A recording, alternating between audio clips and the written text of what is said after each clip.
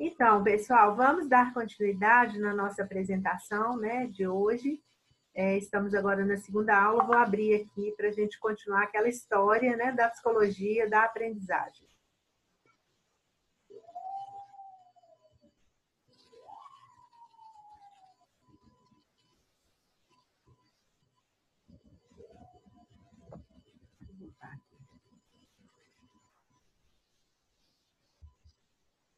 Bom, a gente estava falando então, né, da Idade Antiga, dos conceitos de aprendizagem, né, trazidos pelos filósofos. Então a gente deu Sócrates, Platão e Aristóteles como, né, exemplos de pensadores que se ocupavam com essa questão do conhecimento, da aprendizagem.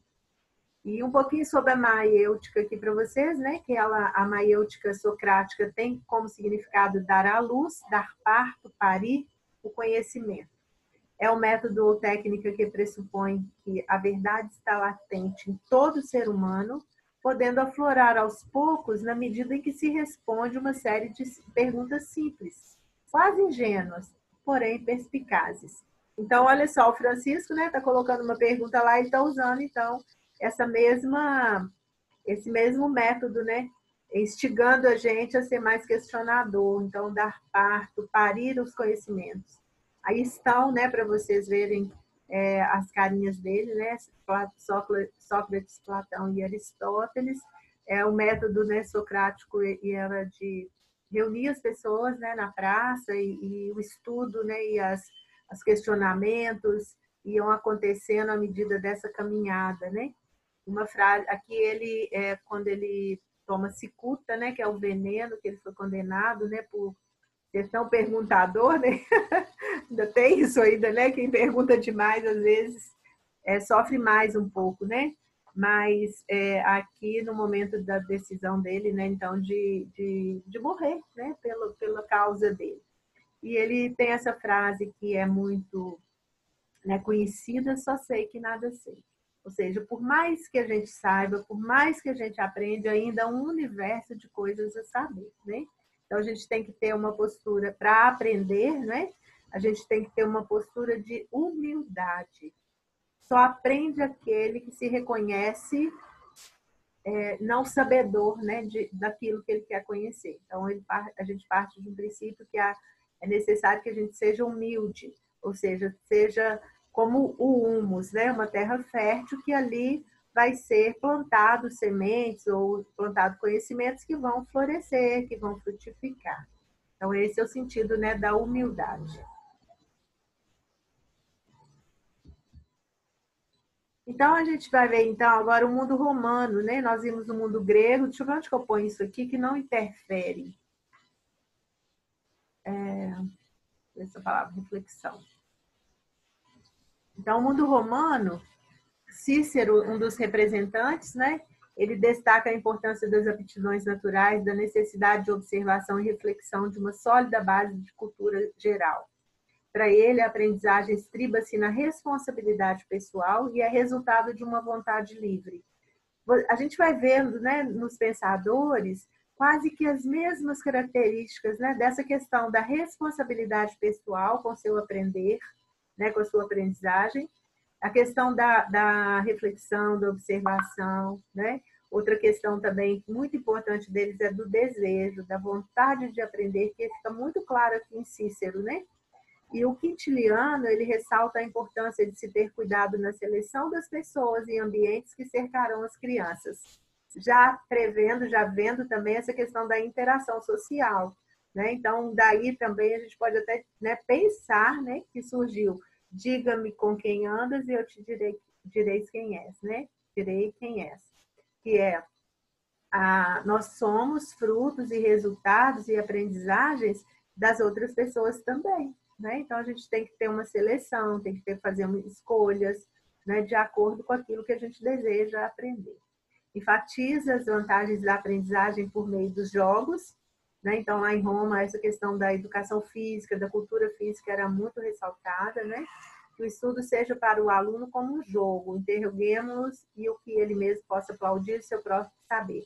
Além do lúdico, além do jogo, das questões, né, físicas e tal que tinham aí, as questões também dos jogos lúdicos, né? Que pudesse ser uma aprendizagem prazerosa, né? Através de jogos.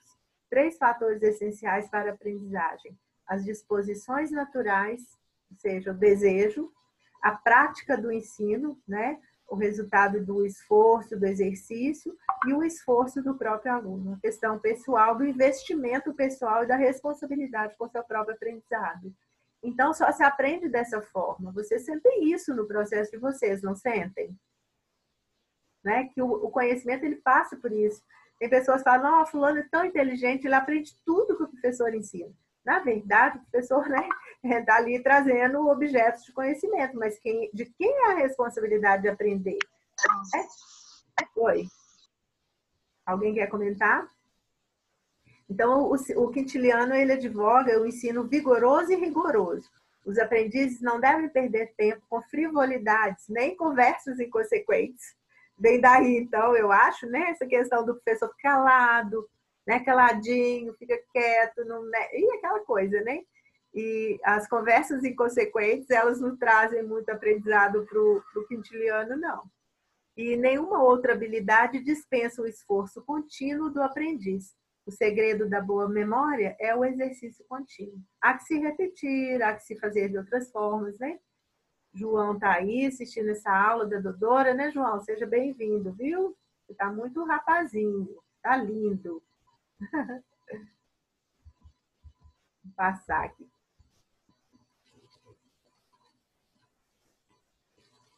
Algumas figuras, né, algumas gravuras desses filósofos, né, desse tempo, né, castigos, olha, né, submetidos a castigos, aulas, né, em grandes auditórios, com grandes debates, né, aqui do Sócrates novamente, e o que a gente quer com isso aqui? Humor e persuasão, né, era em Cícero e Quintiliano. O mundo medieval, então o tempo passou, e então vem agora, né, a questão da igreja muito forte, né, o domínio, o poderio, né, religioso. Então, Santo Agostinho, um dos grandes, né, que se envolveram com questões da aprendizagem, suas ideias visam essencialmente a formação do cristão, né, ensinava-se para, né, o cristianismo. Então, convoca os mestres que ensinem com calma e satisfação. Se antes a criança era vista como um adulto em miniatura, né, e que não fazia diferença, podia participar, né, na idade medieval, né, ela participava de todas as ocorrências ali, né, da comunidade, né, da cidade, com o culto do menino Jesus, né, com o cristianismo. Então a criança passa a ser vista como um ser divino, que ela merecia proteção, merecia cuidados, e aí começa então a separação, né, do adulto e criança. Então, ele sugere 6 principais dicas para que haja aprendizagem. Olha que interessante. Ele falava em uma linguagem ajustada ao nível dos aprendizes, o entusiasmo por parte do mestre, né?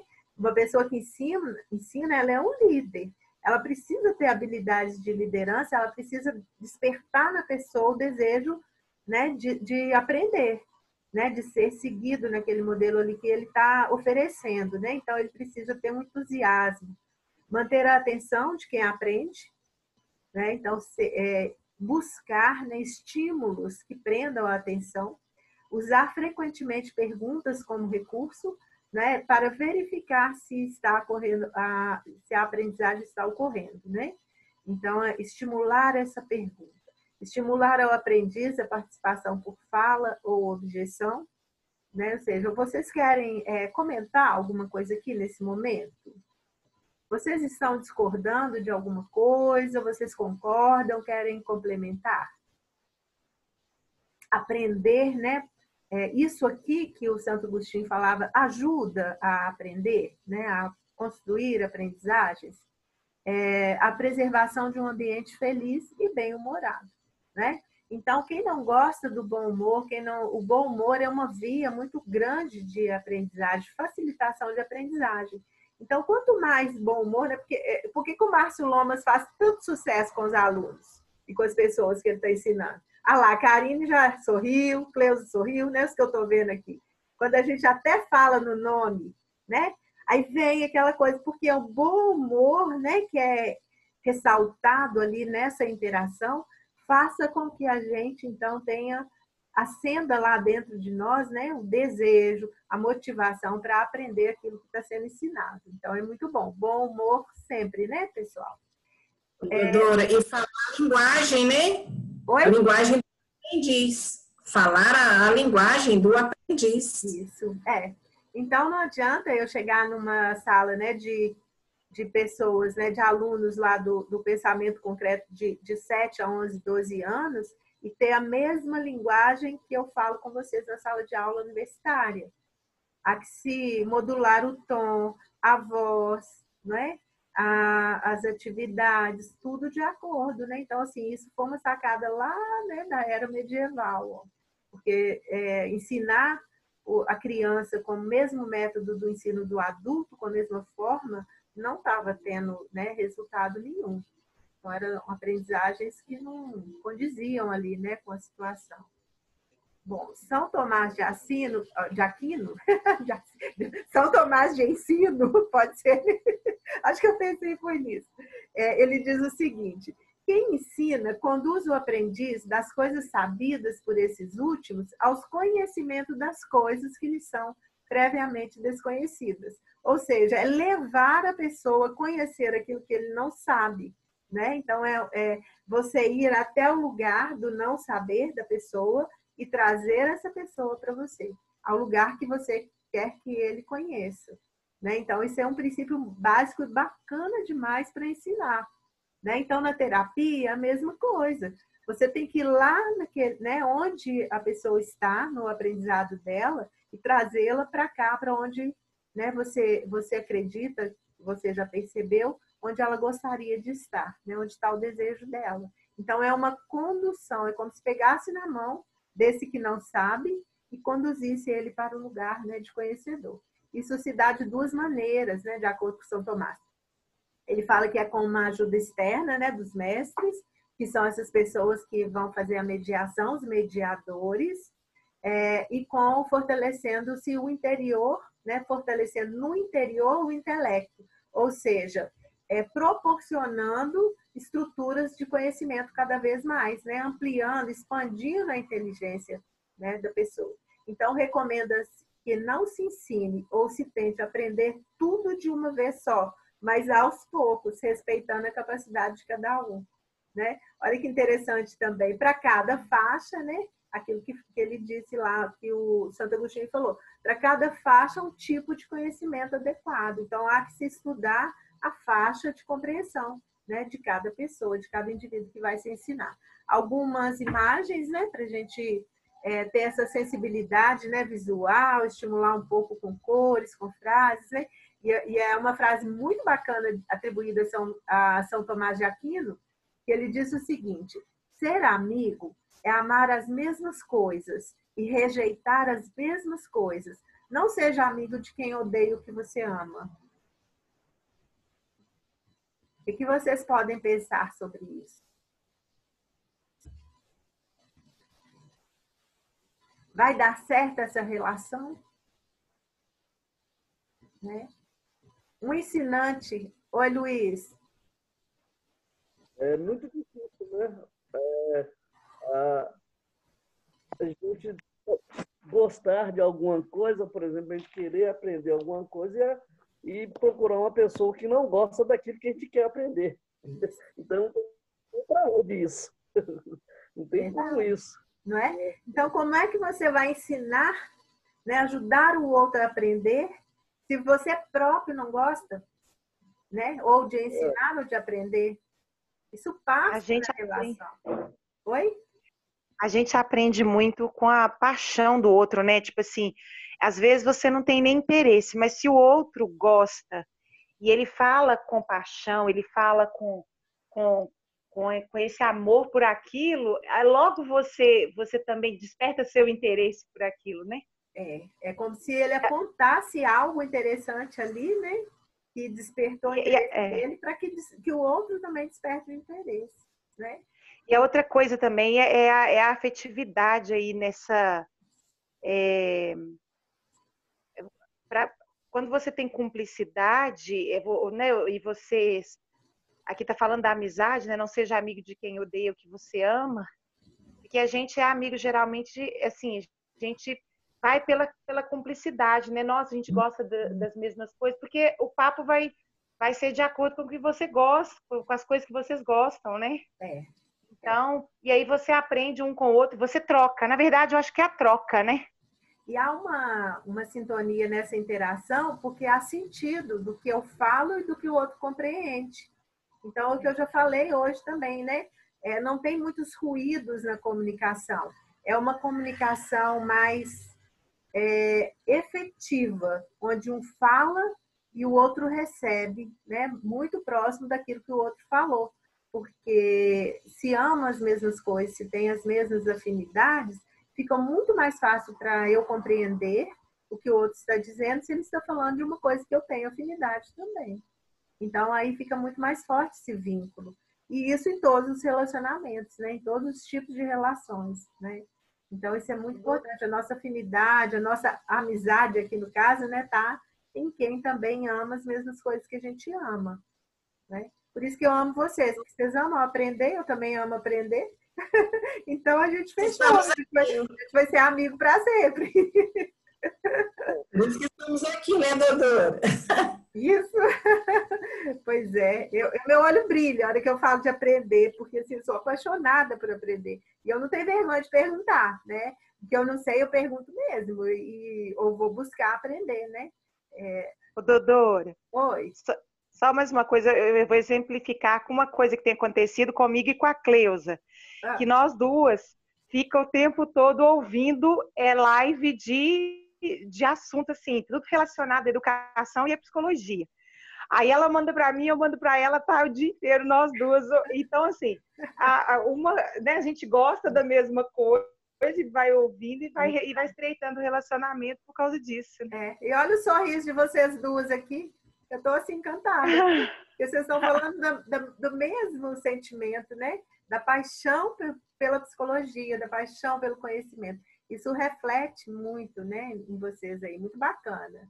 Obrigada. Ô, doutora, e o bom é que quando a gente gosta, a gente quer compartilhar, né? Isso. Eu adoro. Você compartilha tudo lá, eu gosto dos compartilhamentos. Às vezes a gente não está tendo muito tempo de comentar, né?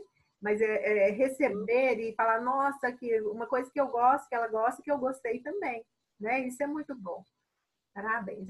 O conhecimento ele não pode ficar só, ele não é uma coisa que a gente tem e o outro não tem, né? A gente tem compartilhamento o tempo todo, a gente vai ver muito isso aqui, né? É uma das grandes habilidades, né, e facilitadores da aprendizagem é o compartilhamento. Então, Santo Agostinho, né, ele coloca assim que a salvação do homem é alcançada pela fé e a salvação do homem é alcançada pela fé e pelas boas ações. São as duas máximas, né, dos dois educadores da Idade Média. Muito bem. Aqui... Oi? Oi, Elaine. Sabe o que eu fico pensando também? Porque, assim, né, parece que existe um aprendizado também na diferença. Né? Assim, eu acho que ele é muito assim, categórico quando ele fala, porque eu tenho para mim que assim, os iguais eles se atraem de verdade mesmo, né? Mas eu acho que assim, os diferentes, né? Aliás, os diferentes se atraem e os iguais se complementam, né? Porque na diferença você cresce aquilo que você tinha como aprendizado anterior, né? Então, assim, toda a sua potencialidade, né? E o Vygotsky, ele já dizia isso, né? Na questão da zona de desenvolvimento proximal, né? Você tem um potencial que você vai alcançar. E se você está sempre naquele mesmo patamar, né? Ali, já uma coisa mais edificada, uma coisa mais solidificada, você não edifica em cima daquele conhecimento também. Isso, né? É só para dar uma pensada também. Foi ótimo, Elaine. Muito boa contribuição. Obrigada, viu? Eu acredito nisso também. São os desafios que fazem os desequilíbrios, que fazem que a gente busque aprender, né? E isso acontece muito das diferenças também. Muito bom. A Luísa falou isso hoje na live. A Luísa do Magazine Luísa. Falou sobre isso. Que ótimo. Deixa eu abaixar aqui. Renascimento e humanismo, né? Então, a gente está passando para outra época na nossa história. Século agora 14 a 16, né? O que o pessoal estava pensando nessa época aqui? Nesse período se dá realce a aprendizagem para a vida prática através de experiências na vida real. A aprendizagem é sustentada por uma teoria que estimula o exercício, a prática, a ação e o saber a usar as coisas. Então, aí as questões, né, do Renascimento, que foi essa transição entre a Idade Média e a Idade Moderna, né? Onde o movimento intelectual, né? Então começou a estudar muito nessas questões, né? Do cognitivo, da aprendizagem e dos pensadores, né? A inspiração que a cultura clássica, né? Do humanismo na Grécia e Roma começou, né? Isso lá também foi, né? Utilizado muito isso, as características, então a cultura urbana, a razão, o antropocentrismo, tudo isso que a gente estava vivendo nessa época, né? Questionamento e dúvida versus autoridade e imposição, né? Liberdade para aprender ou aprender aquilo que já está estabelecido, que acredita-se que pode ser passado, né, para uma pessoa que não sabe, né? Ou em formas de questionamentos, aproveitando aí as dúvidas. O individualismo, a valorização do eu, eram questões aí que estavam bem fortes nessa época, né? E as razões do pioneirismo italiano, que era o comércio na cidade, porque esse movimento começou muito, né? Nesse movimento intelectual que começou na Itália, a circulação, né, de pessoas e ideias, né, por ali pela Itália, né? Mas a imprensa, né, com a divulgação de informações, de materiais, né, de livros, de pensamentos, de teorias, e vestígios da cultura clássica, né? Que os mecenas, que eram os patrocinadores de arte e dos artistas. Então, tudo isso, né? Todo esse contexto fez com que, então, nós tivéssemos uma diferença muito grande aí no campo da aprendizagem. Então, temos aqui, a partir do século XVII, né? Comênio e os empiristas britânicos, né? Que eles acreditavam nas questões das experiências, de experimentações, né? Para aprender. Então, Comênio, né, o precursor do ensino audiovisual, combinou vocês imaginam ele hoje, né, com essas formas aqui da internet, combinou os meios realistas com os fins espirituais da educação. Ele estabelece uma estrutura de aprendizado baseado na idade, né? Então ele acreditava que 6 a 12 anos a escola aberta a todas as crianças, depois dos 12 aos 18 a escola secundária, 18 aos 25 a academia. O que não é diferente, né, pessoal, do que é até hoje, né, no nosso século XXI. É muito parecido. Devemos aprender no tempo certo e na sequência certa. Tudo deve ser apresentado ao aprendiz por meio de objetos, figuras, práticas em oficinas, músicas e outros meios objetivos. Olha, já estimulando, né, todas as áreas cognoscíveis, né, vamos dizer assim, as áreas de conhecimento. A única fonte de conhecimento encontra-se na experiência, e a aprendizagem é governada pelo estabelecimento de associações. Thomas Hobbes, né, concebe a vida psíquica como empírica. Nós precisamos fazer experiências sensoriais, experiências práticas, né? Ideias e outros fenômenos mentais são atividades corpóreas. Propõe que o comportamento humano não resulta de decisões ou escolhas, mas é a busca natural do prazer. Olha que interessante, né? É aquilo que a gente acabou de falar, a gente sente prazer em buscar, então é uma questão natural. E a evitação natural da dor, né? Então você aprende para afastar, né, de uma dor, de um conflito, rejeita assim a liberdade da vontade, né? Então a gente tem uma tendência para ele, né? A gente tem uma tendência a buscar prazer, e isso é natural mesmo, né? E evitar a dor. Então, a gente busca aquilo que traz mais prazer para a gente quer aprender aquilo que faz mais sentido, né? O John Locke, né, ele considera a mente humana, ao nascer, como uma tábua rasa, um papel em branco. Todo aprendizado se dá pelas experiências sensoriais, que a gente chama dos empiristas, né? Defende que a aprendizagem é memória dependendo da associação de ideias. As ideias se sucedem em nosso pensamento em virtude de ligações naturais ou racionais. Então, ele fala que nós nascemos como uma folha em branco, uma tábua rasa, em que depois o mundo vai escrevendo ali, né? E daí originou, então, depois, esse tradicionalismo, né? Você não sabe, eu sei, eu vou te ensinar, né? Então, essa educação tradicional está muito baseada nessas ideias, né? Algumas imagens, né? Do trabalho do Thomas Hobbes, né? O Leviatã, John Locke, e o conhecimento se inicia pelos sentidos.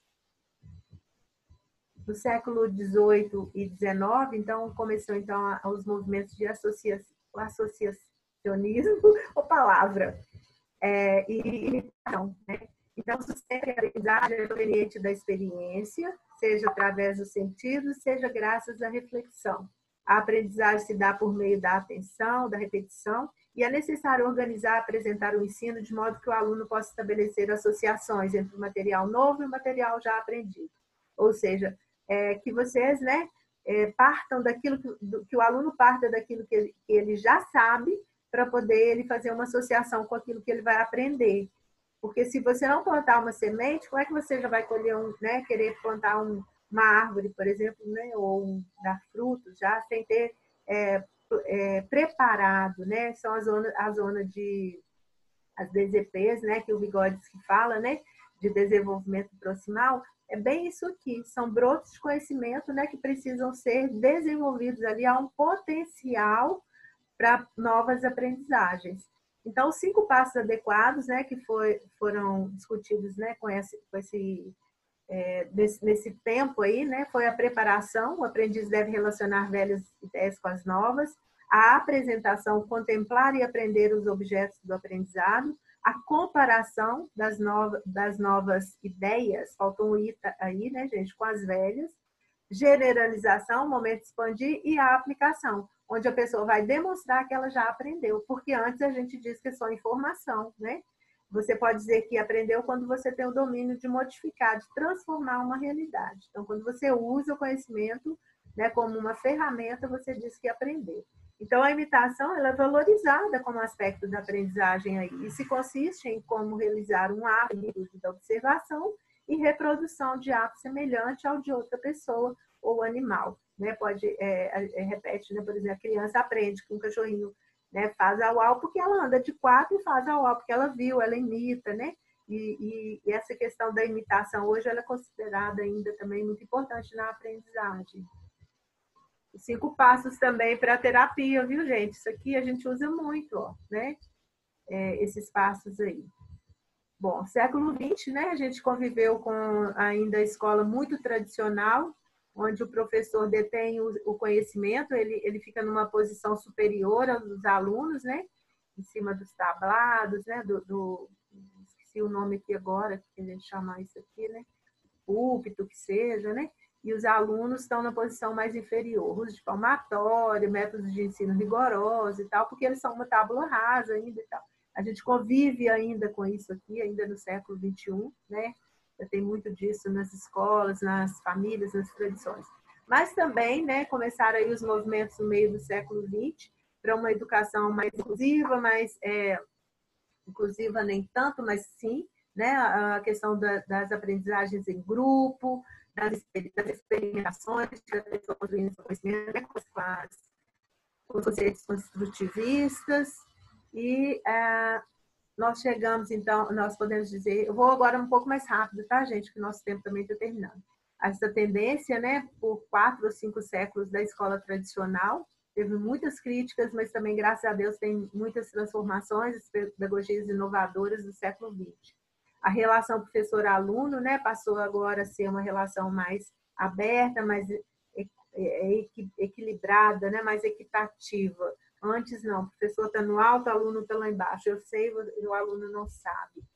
E com os movimentos da escola nova, né, com as reformas aí do meio do século, né, surgiu então para propor esses novos caminhos para a educação, porque eles não estavam mais adequados para esse mundo moderno, né, que estava se desenvolvendo em todas as frentes. Então, esse processo de transformação social, os movimentos políticos, sociais, a transformação da cultura, tudo isso, né, economia, tudo isso, né, preparando para viver um mundo em constantes modificações, e para isso ele precisa aprender a aprender, né? Precisa saber mais do que fixar conteúdos. Fixar conteúdos para depois responder, por exemplo, numa prova. Qual o sentido disso, né? Se não for para aplicar, para mudar uma realidade.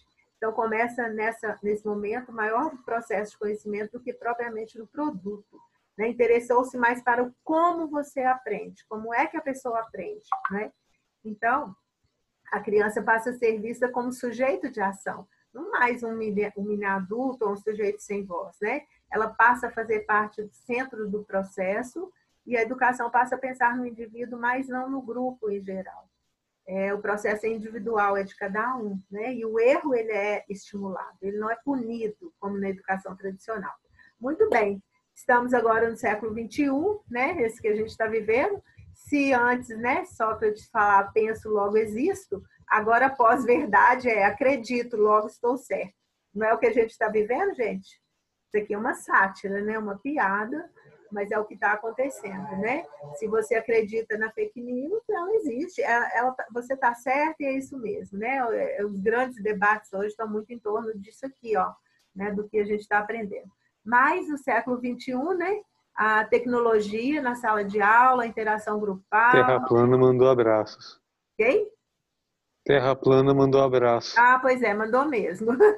E mandou mal. Aqui, a Cândida, eu lembrei também com isso, a Cândida pediu para avisar para vocês que ela não conseguiu, alguns estavam aí, né? Que ela não conseguiu ainda baixar lá no YouTube a aula dela, mas que ela está aprendendo e que daqui a pouco a aula dela vai aparecer para vocês, tá bom? Neurociência, né? E os 4 pilares da educação foi um grande avanço aqui agora na educação sendo muito usada, né? A motivação, a prática, a experiência, a maturação cerebral, o respeito, né, essa questão maturacional, os neurônios espelhos, né, a empatia. Então, os 4 pilares para a educação da Unesco, né, para esse século XXI foram aprender a conhecer, aprender a fazer, aprender a conviver e aprender a ser. Isso é maravilhoso demais, né, nas escolas, nos espaços de trabalho, em todos os lugares. Nós precisamos aprender sobre o nosso processo de aprendizagem. Nós estamos aprendendo isso, né? Cada dia mais. Então, com as novas tecnologias que estão aí, a gente está convivendo muito presente. E as características da aprendizagem do século XXI. Não vou ler todas, mas a gente vai citar, né? Então, uma aprendizagem contínua. Você nunca vai parar de aprender, nunca pode parar de aprender, não é? A aprendizagem informal. Né? A formal nas escolas não vai acabar, essa forma de